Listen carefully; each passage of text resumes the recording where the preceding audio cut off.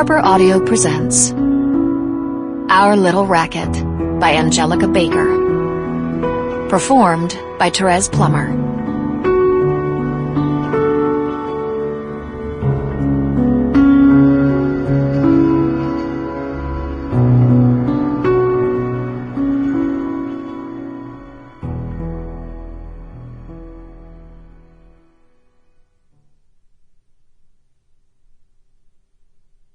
The Dust Bowl was the darkest moment in the 20th century life of the Southern Plains.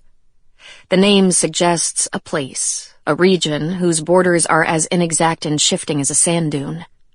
But it was also an event of national, even planetary significance. The Dust Bowl took only 50 years to accomplish.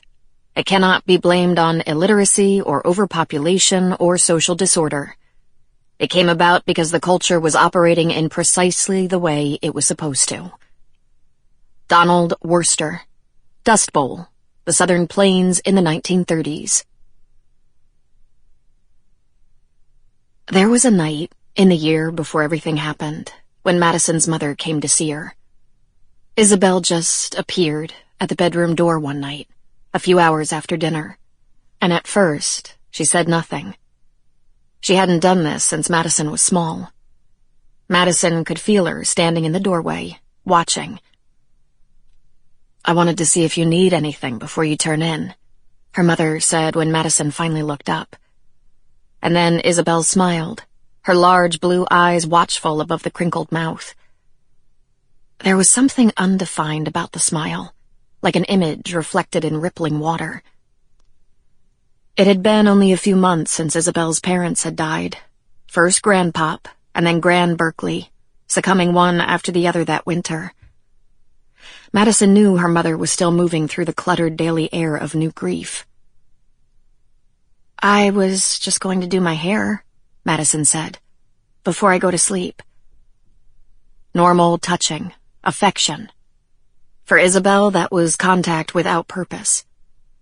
Grooming, on the other hand, had function. It was far from superficial. It was the only real bulwark against the world outside. Not only outside the house, beyond Greenwich, but even beyond this very bedroom. The whole world beyond their own two bodies. "Sit," Isabel said. "Let me do it." Her fingers began to work absently through Madison's hair, the way another sort of mother might sift flour before baking. "People were talking at lunch today about how their parents met," Madison began. "Which people?" "I don't know. Me, Amanda, a few other people. Wyatt Welsh was there, but none of the boys seemed to know their family stories." "Well," Isabel said, snorting, "of course they don't." "Would you tell it again?" "Don't you prefer it when your father tells it? He tells a better story than I do. He always has." "But he's at work," Madison said. And her mother's fingers began to work more quickly. Every detail of the story was familiar, something Madison had rubbed smooth in her mind. The parts that were left vague, known only to her parents, were surely inconsequential.